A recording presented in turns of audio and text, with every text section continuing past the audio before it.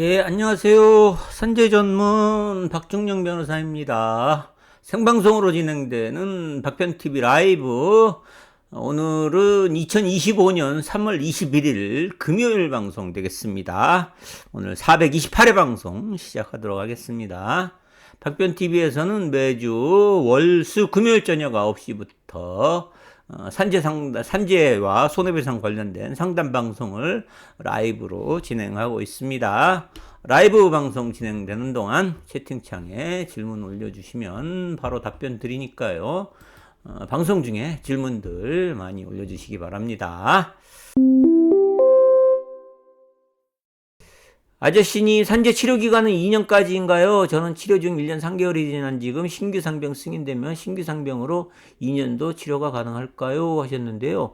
산재 치료 기간은 정해진 게 없어요. 예, 그래서 상병에 따라 달라집니다. 그 상병이 3년, 4년이 돼도 낫지가 않는다. 그러면 3년, 4년까지도 되는 거고요. 6개월 만에 치료가 다 종결된다. 그럼 6개월 만에 끝나는 거고요. 그래서 산재 치료 기간은, 그 기간이 정해진 건 없습니다. 그 상병이 치료가 종결되느냐에 따라 달라지는 거고요. 근데 치료하시는 중에 신규 상병 승인이 되는 경우에는 그건 추가 상병이에요. 그래서 추가 상병 신청해서 승인이 되면은, 그 추가 상병이 종결될 때까지 산재 치료가 이제 계속 가는 거죠. 그런데 그 산재 치료 기간 2년이 됐는데 지금 신규 상병 2년이 아니죠. 1년 3개월 됐는데 신규 상병, 추가 상병 하는 경우에는 추가 상병 승인되는 가능성이 거의 없어요. 왜냐면은 보통이 추가되는 상병이 원래의 사고와의 인과관계가 있어야 되는데 1년 3개월 정도 지난 경우에는 그 인과관계가 인정되지 못할 가능성이 좀 커요. 왜냐면은 너무 오래됐기 때문에. 그래서 추가 상병 신청하시는 부분이 어떤 부분인지 모르는데 추가 상병 1년 3개월 뒤에 신청하는 추가 상병은 승인되기가 좀 쉽지는 않다. 그런데 어쨌든 승인이 되면은 그 신규 상병의 치료 종결 때까지 치료가 된다라는 걸 말씀드립니다. 그래서 조금 알기 쉽게 그림으로 좀 더 설명을 드리면은 2024년 1월 1일 날 이제 요양 승인이 됐어요. 요양 승인이 됐고 1년 지금 1년 3개월 정도 됐다고 하셨죠? 그러면은 이제 2025년 1년 조금 3월 1일이라고 해요. 3월 1일 날 이제 추가 상병 신청을 했어요. 추가 상병. 그래서 요양 승인이 A 상병. 그 다음에 지금 요 추가 상병 신청한 게 B 상병이에요. B 상병. 그럼 이런 경우에 A 상병이 아직 치료가 안 됐잖아요. 그럼 A 상병은 치료될 때까지 이제 계속 치료를 받아요. 치료를 받는데 요 A 상병이 한 2년 정도 걸리는 치료 기간이다. 그러면 1월 1일부터 만약에 2년이면 언제예요? 25년 3월 2025년 1월 1일까지 이렇게 계속적으로 산재 요양을 계속 하겠죠. A 상병으로 산재 요양을 계속 할 거예요. 그런데 중간에 25년 3월 1일 날 B 상병으로 추가 상병을 해서 승인이 났다. 그럼 B 상병에 대해서도 치료를 받을 거 아니에요. 근데 B 상병에 대해서는 3월 1일부터 치료를 받고, 만약에 이 B 상병의 경우에 25년 1월 1일이 아니구나. 25년 12월 31일까지 이제 치료를 받을 거 아니에요. 그래서 A 상병, 기존의 상병에 대해서 12월 31일까지 승인 나서 이 산재 요양 기간이 2년이다. 그러면은 요 기간까지 계속 하는데, 추가로 신청한 상병 B 상병에 대해서 B 상병을 신청을 했는데, 만약에 요게 한 6개월 정도만 치료해서 치료가 끝났다. 그러면은 요 B 상병에 대해서 9월 1일, 그죠? 9월 1일까지 치료를 받고, 그러면 요 B 상병은 여기서 끝나는 거예요. 그러면은 요 3월 1일부터 9월 1일까지는 A 상병과 B 상병에 대해서 같이 치료를 받다가 요 9월 1일 날 B 상병이 끝나면 그 이후는 A 상병에 대해서만 치료를 받겠죠. 예, 그런데 그게 아니고 요 B 상병이 6개월 정도만 치료받을 게 아니고 B 상병이 이것 또한 이게 1년 정도 걸리는 상병이었다. 그럼 3월 1일 날 승인이 됐으면은 1년이면은 2026년 3월 1일까지 치료가 필요하겠죠.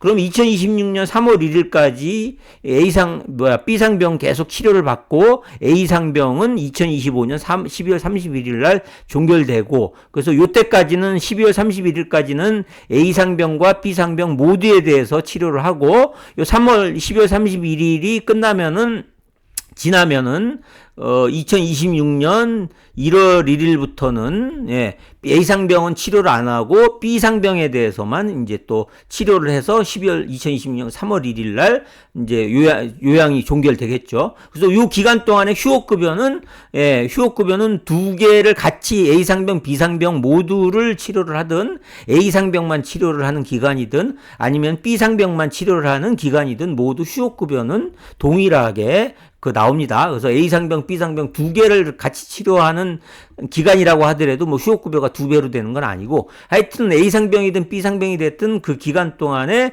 어떤 상병으로 인해서 치료 기간 동안에 휴업을 하고 있었다. 그러면은 휴업급여는 그 기간 나오는 거고요. 그래서 치료 자체는 A상병, B상병에 대해서 그 상병의 치료가 종결될 때까지가 치료 기간인 거지, A상병 하고 난 다음에 B상병은 따로 A상병 끝나고 B상병 치료하고 이렇게 하는 게 아닙니다.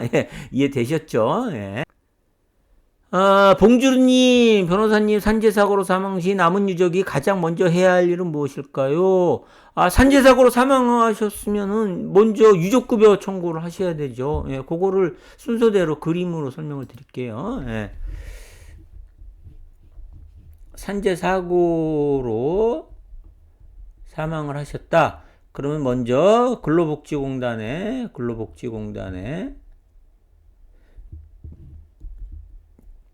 유족급여 청구를 하시면 됩니다. 유족급여 청구를 하시면 되고요. 그래서 유족급여 청구를 하셔갖고 승인이 됐다. 그러면은 2단계로 사업주에 대해서 손해배상 청구를 하시면 됩니다. 그래서 이 손해배상 청구는 합의부터 진행할 수 있고요. 합의가 안 되면 소송까지 가고, 요 두 가지만 하시면 됩니다. 그래서 유족급여 청구, 유족급여 청구하고 손해배상 청구, 요 두 가지. 그래서 손해배상 청구는 유족급여 청구를 해서 승인이 된 후에 손해배상 청구할 때 유족급여 액수를 공제를 해야 되기 때문에 요 무조건 이제 손해배상 청구는 유족급여 청구 이후에, 승인된 이후에 하시면 되고요. 그 두 가지, 산재 관련해서는 요 두 가지만 하시면 됩니다. 그래서 지금 아직 유족급여 청구를 본인들이 하셔도 되고요. 유족급여 청구를 안 하셨으면은 저희 사무실에 전화를 하셔갖고 저랑 상담을 하시면은 요 손해배상 청구 절차하고 유족급여 청구 절차 이렇게 다 합해서 이렇게 일괄적으로 처리를 해드립니다. 그래서 손해배상 청구, 이게 사고성재해의 경우에는 유족급여 청구할 때 하고 손해배상 청구 한꺼번에 하시면서 유족급여 청구 부분에 대해서는 성공보수 따로 안 받고요. 그래서 요거 유의하셔야 될 게, 노무사님이나 이렇게 가시면 아니면 변호사 사무실 잘못 가시면은 유족급여 청구에 대해서도 성공보수 청구하는 데 있어요. 근데 사고성재의 경우에는 유족급여는 청구만 하면 무조건 나오는 거기 때문에 성공보수는 따로 하는 것 자체가 이게 비양심적인 거예요. 그래서 저희 사무실은 유족급여 청구의 경우에는 성공보수는 받지 않고 손해배상 청구랑 같이 맡기시면은 그 부분에 대해서 같이 유족급여 청구까지 같이는 해드립니다. 스터디님, 변호사님, 공단이 산재 불승한 뒤 법원에서 판단 뒤집히는 비율이 전체 몇 % 될까요?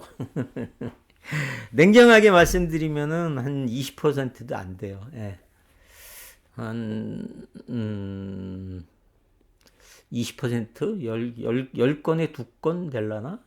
많아야 세 건까지는 힘들어요. 행정소송에서는 특히 산재행정소송에서는 행정소송 자체가 승소 비율이 높지가 않고요. 왜냐하면 행정소송이란 것 자체가 그 행정처분을 한 국가기관의 행위가 법적으로 잘못됐다는 건데, 국가기관이란 것들이 그냥 그런 처분을 내리는 게 아니고 법적인 근거를 갖고 처분을 내리기 때문에 그것을 뒤집기가 그래서 쉽지 않아요. 그래서 민사소송의 경우에는 그 산재 손해배상 소송의 경우에는 승소 비율이 뭐 95% 이상인데, 행정소송의 경우에는 승소 비율이 한 15%, 20%? 예. 10건에 2건 정도? 예. 그래서 그 경우에 전체적인 게 그 정도 되고요. 저 같은 경우에는 이게 승소 가능성이 어느 정도 있다고 생각하는 경우에만 저는 수임을 해요. 그래서 그게 승소 가능성이, 이거는 돈만 들이고 이거는 승소 가능성이 없습니다. 그런데 뭐 만약에라도 행정소송을 한번 해보시겠다고 한다면 도안은 드리는데 승소 가능성이 크지는 않습니다라고 이렇게 냉정하게 말씀을 드려요. 그렇기 때문에 제가 그래서 저한테 왔다가 결국은 다른 변호사 사무실 갔다가 했는데 보면은 다 패소하죠. 다른 데로 가면은 뭐 저한테 와서 안 됐는데 다른 데 가서 승소하겠어요. 그런데 저 같은 경우에는 그래도 어느 정도 승소 가능성이 있는 거, 법리적으로, 판례적으로 승소 가능성이 있는 걸 하는데도, 제가 맡았던 행정소송 중에 승소한 비율이 50%를 넘지 않아요. 그런 경우인, 제가 소송 사건을 그런 식으로 어느 정도 승소 가능성, 다툼의 여지가 있는 가능성을 가지고 소송을 하는데도 행정소송에서는 50%가 넘지 않아요. 그래서 행정소송은 쉽지는 않아요.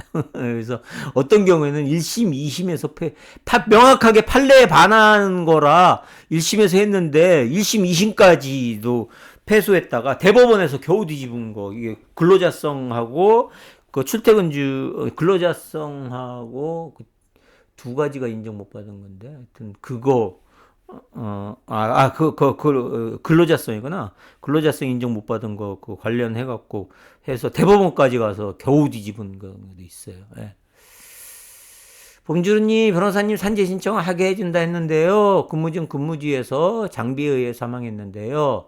사측에서 계속 단순 교통사고로 처리하려고 하는데요. 이럴 때 저는 뭘 해야 할까요? 응? 산재 신청은 하게 해준다고 한다고? 그것은 무슨 말씀이에요?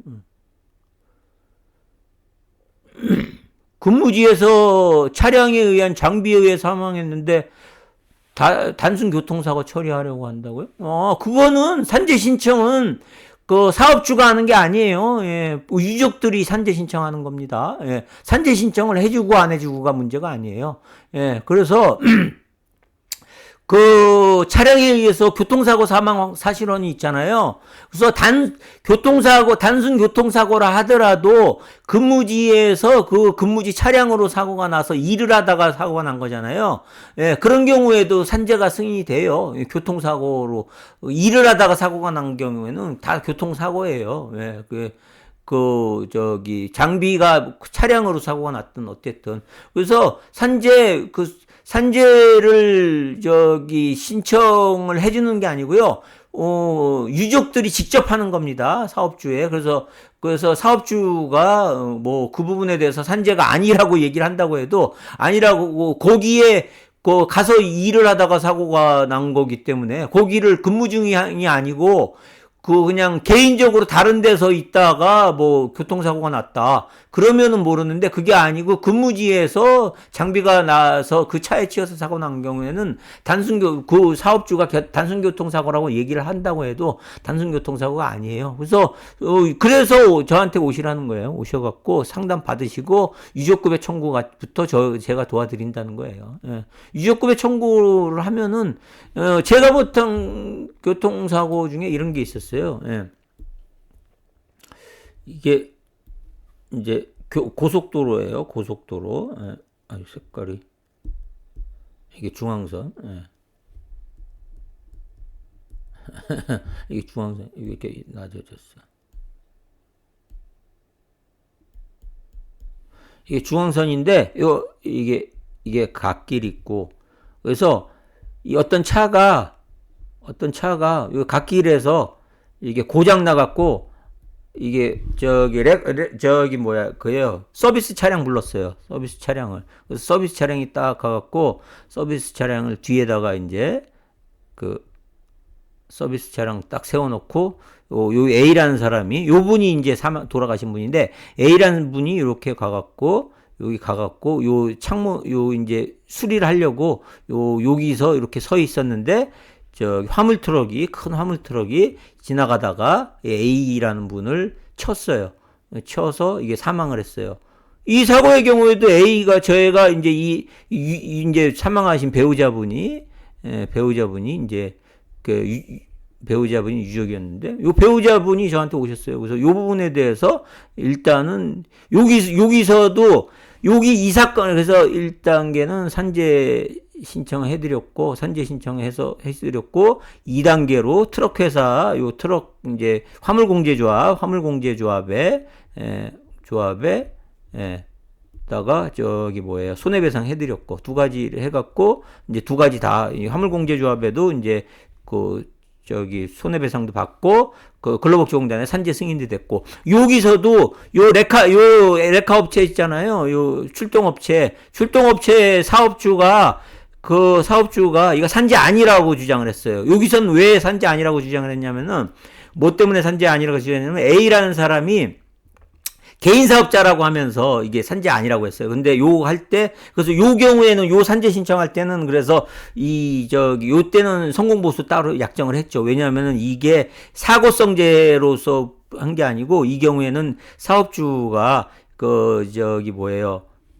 A가 사업자를 따로 냈기 때문에 사업자 등록을 따로 하고 있었기 때문에 A가 근로자가 아니라서 산재가 안 된다고 하면서 부정을 했던 거거든요. 그래서 그게 아니다. 이 사람이 레카에서 이름표 붙이고 명함도 만들고 해서 이게 출동업체에서 월급도 받으면서 일을 했다라는 거 증명해갖고 산재도 인정되고 손해배상도 다 인정되고 했던 거예요. 요거 요런 거잖아요. 교통사고라는 게 일하다가 교통사고가 났다도 단순 교통사고가 아니고요. 그래서 원칙적으로 산재 신청하셔서 왜냐면은 다치기만 하셨으면은 산재 신청 안 하시고 단순 교통사고로 처리해도 의미가 한데 왜 산재 신청이 필요하냐면은 산재 신청을 하셔야지 유족연금을 받아요. 유족연금. 예, 그래서 교통사고로만 처리하면 연금을 못 받아요. 근데 산재로 하면은 유족연금을 받고 나중에 교통사고에 대해서는 손해배상 차 있죠? 차량 근무지 장비 그게 차량에 대해서 차량이 가입한 보험회사에 대해서 이제 보험금 청구, 지급 청구, 이게 손해배상 청구거든요. 손해배상 청구 나중에 이제 유족급여 공제해서 하시면 돼요. 그래서 두 가지 절차를 거쳐야 되기 때문에요. 예. 벌써 시간이 이렇게 됐네요. 10시 다 됐고, 예, 오늘은 그럼 여기까지 하고요. 주말들 잘 보내시고, 월요일날 다시 또 방송 시간에 찾아뵙는 걸로 하겠습니다. 주말 잘 보내시고요. 예, 지금까지 산재 전문 박중영 변호사였습니다. 감사합니다.